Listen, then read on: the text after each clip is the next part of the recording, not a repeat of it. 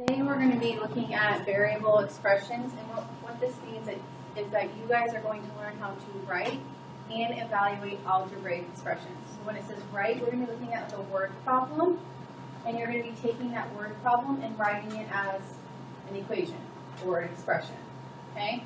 And then the next thing that we're going to be doing is substituting in values for variables and then solving, okay? So the first, I don't even know, 6 slides are all keywords, okay?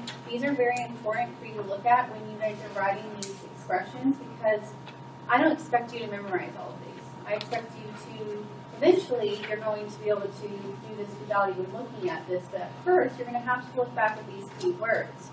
So if any keywords that indicate addition are increased by, total, sum, more than, added to, and plus, okay?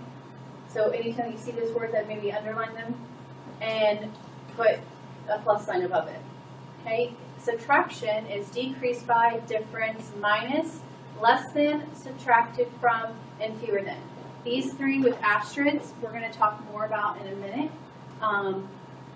They have like a reverse role. We're going to change around in order, but I addressed that in a later slide. So just remember that these asterisks are the ones that are the special cases. If we are doing multiplication, we have keywords of times, product of, double, triple, twice, and multiplied by. Division are divided by, quotient, into, and halved. Keywords for powers are exponents, squared, cubed, to the power blank, or to the blank power, okay? If we have parentheses, it's going to have a part of our expression, and then it's going to say the sum of, and if it has the, that means it's probably going to be in a parenthesis, or the difference of, and that's going to be, that means it's in a parenthesis, as well as adding and subtracting, okay? Equal is an equal sign, or equals. Is or same as. Greater than is greater than, is more than, exceeds. And less than, is fewer than, and is lower than. Remember in subtraction it says it is less than. That is less than will be towards the beginning or middle of the sentence. This less than will be at the end of this, towards the end of the sentence, and it won't have an additional equal sign next to it, like it is 5 or something like that, okay? Fewer than or lower than. For our greater than or equal to is at least, no less than, minimum, greater than or equal to, and less than or equal to is at most, no more than, maximum, less than or equal to. Again, I'm not expecting you guys to remember all these. That's why you have your notes.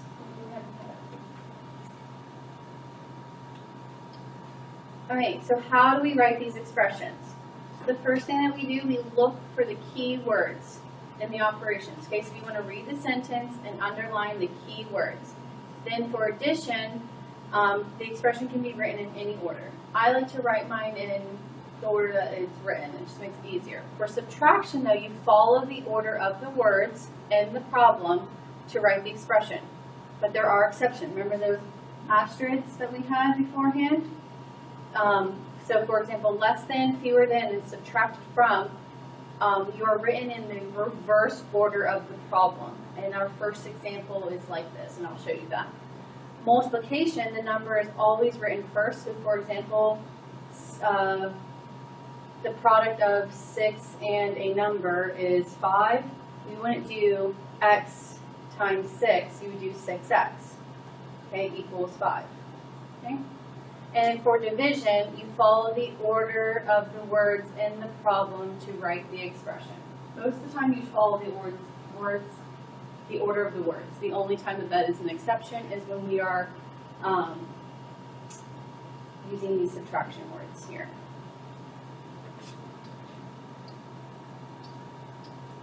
Alright, so let's try some out. 6 less than a number, okay? So we have less than, so that's going to be subtraction, and it's one of our special cases, so we're going to be writing it in the reverse order. So we can pick any variable for a number. So I'm just going to use x. And then x is 6 less than. So 6 is less than a number. X minus 6. Yep, that's how that would be written. Okay, the product, so what are we going to be doing there? Multiplication of a number, so that's going to be a variable, or x, and 8 is, so what is, equals 3. Okay, so I'm going to write, when we're doing product multiplication, what goes first, my number or my variable? My number. So I'm going to do 8x is 3. Again, this is just going to take practice. Okay? 10 is greater than twice a number. Okay? Is greater than. That is a greater than symbol. What would be twice? 2 times, and then we're going to have our number. So 10 is greater than, am I going to have 2 times x, or am I just going to have 2x? 2x.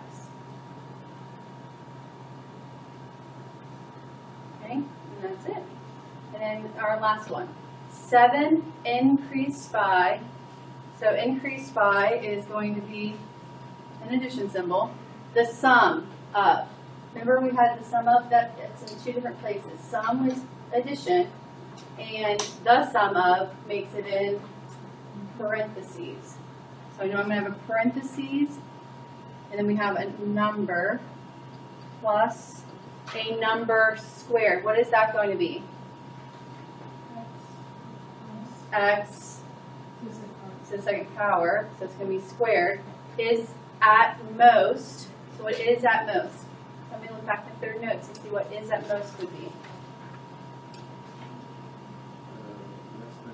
Less than or equal to 11. So I'm going to have 7 increased by, so plus my parentheses, 6 plus a number, x squared.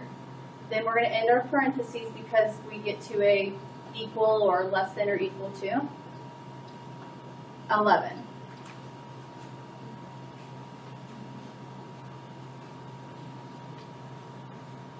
So you should have all of this written down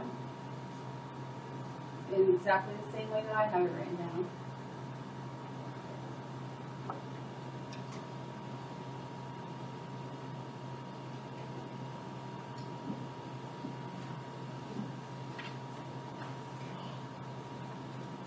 So next we're going to be doing the second part of our lesson, which is evaluating the expressions. So when we evaluate variable expressions, we substitute the given variable for the given value for the variable, and then you follow the order of operations to evaluate. So we're basically just solving. Okay, so we're going to be doing like something like we did beforehand. The only thing that's different is we're substituting in values for the variable. When we substitute values in for a variable, they always go in parentheses. Okay, so it's telling me that x equals -3, y equals 2, and z equals 4. Evaluate the following. So I'm going to substitute in -3 for x, but I'm going to put it in parentheses. You always put your variable in parentheses. Okay? And then we're going to solve. Following order of operations. Do I have a grouping symbol other than the parentheses that already has one value in it? No. So then I'm going to square. I'm going to go to my exponent next. What's -3 squared? Positive 9, because the negative is inside the parentheses. If the negative was on the outside, then it would be -9. Okay, and then what is 5 times 9? 45. Okay, now we're going to substitute these values in. So I'm going to have 2 parentheses -3, another set of parentheses 2, -3, and then my z is 4. Okay, and now we're going to follow order of operations. I do not have a grouping symbol. I do not have an exponent. I do have multiplication though, so I'm going to be starting multiplication from left to right. So what is 2 times -3? -6. And what is negative 6 times 2? 12. Negative 12. And what is 3 times 4? 12. So then I have negative 12 minus 12. So negative 12 plus negative 12.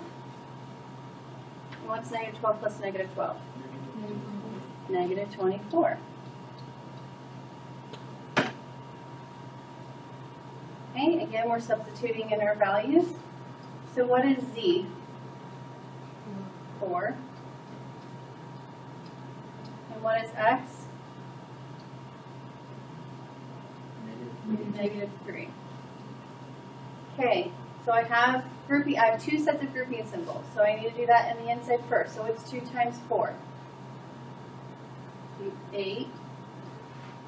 And what is 3 times negative 3?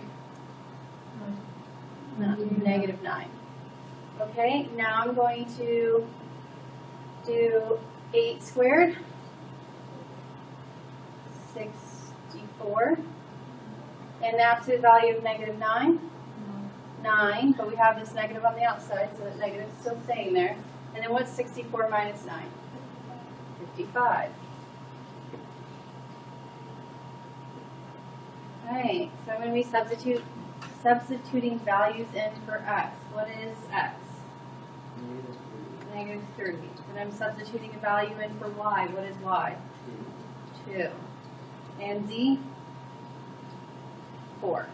I'm not going to put the bottom of my z in parentheses just because it's the only number by itself there. If it was next to something, then I can put it. You can still put it in parentheses, but you don't have to if it's by itself. Alright, so I'm following order of operations. The first thing I can do here is multiplication. So I can multiply 4 times negative 3 and get negative 12. And I can multiply 2 times 2, or negative 2 times 2, which is negative 4. And negative 12 plus negative 4.